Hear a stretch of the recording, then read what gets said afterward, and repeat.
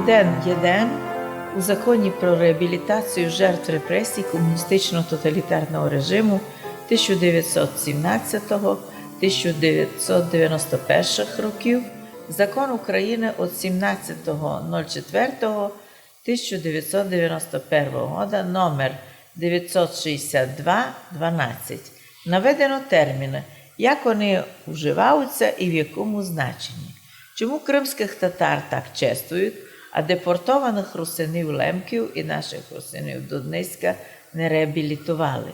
Чому така несправедливість? Вами споминаємо в законі написано про те, що нинішні чиновники мовчать, бо розуміють, що много донині і не починали робити.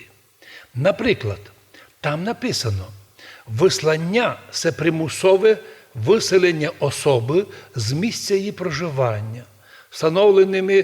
встановленням заборони на проживання у визначеній місцевості або примусове виселення чи переселення особи з місця її проживання в іншу місцевість або за межі СССР є злочином.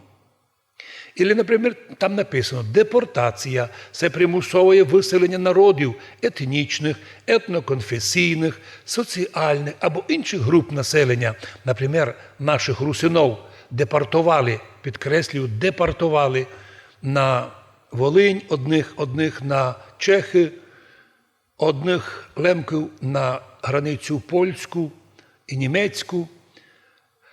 Із місць їхнього постійного проживання, читаю далі, наприклад, з політичних міркувань Андрій Бродій, класових, соціальних, релігійних і Окундря, національних мотивів, а тут почти 80 тисяч русинов.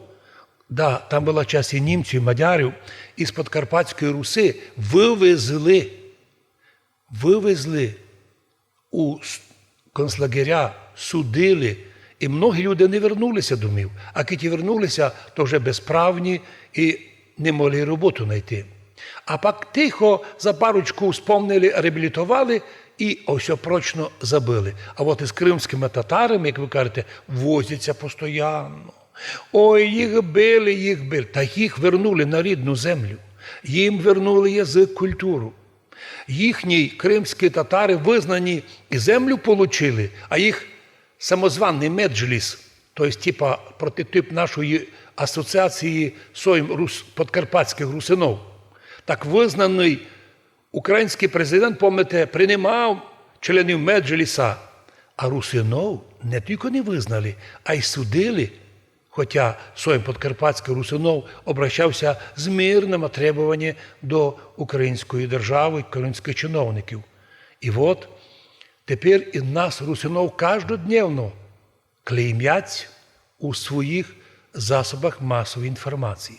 Я би ще додав і такий, що там написано, що заслання – це примусове переміщення особи з місця її проживання, з обов'язковим поселенням у певній місцевості, спецпоселенці, встановлення обмеження на право пересування та заборони виїзду з місця спецпоселення. Так от тисячі юношей наших забирали насильственно русинов на примусові роботи, наприклад, в Донбасі. А хто відказувався, тих судили і до днесь не реабілітували. Та це для країни політичний хаос, створення одних героями, а других шпіонами.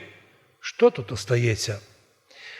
Я би ще додав, що там закон написано інтернування, примусове затримання, ув'язнення, переселення під нагляд репресивних органів іноземців, які під час Другої світової війни перебували на території СССР.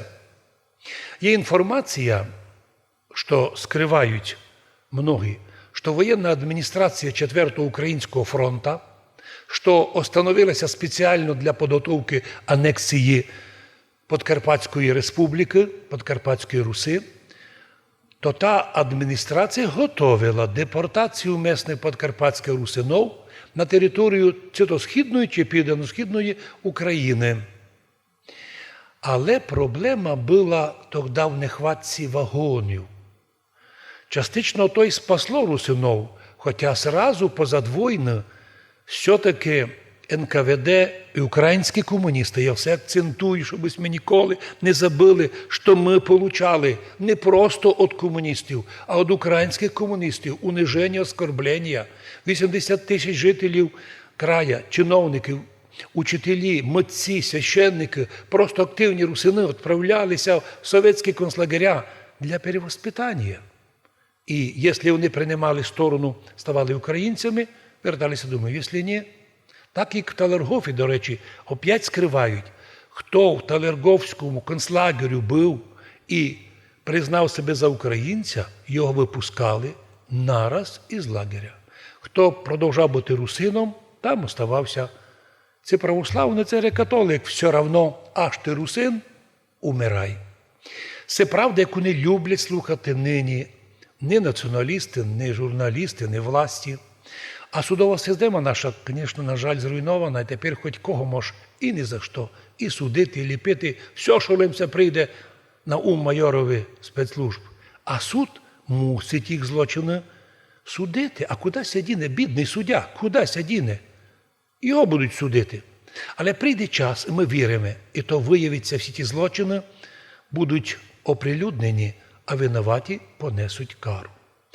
Ми, русини, ніколи не вбіжалися на допущені проти нас якісь репресії.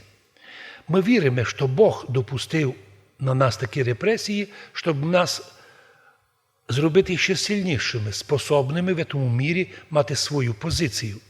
Тому ми молимося не лише за своїх друзів близьких, а й за тих репресантів, котрі нас репресували, но со словами: Боже, просвіти гонителів русинів, вчорашніх і нинішніх, бо не розуміють, що творять, совершає злочини тоді і совершає злочини нині. Це легко доказуємо. Однак вони не бояться. Чому? Да тому, що вони давно не віруючі люди.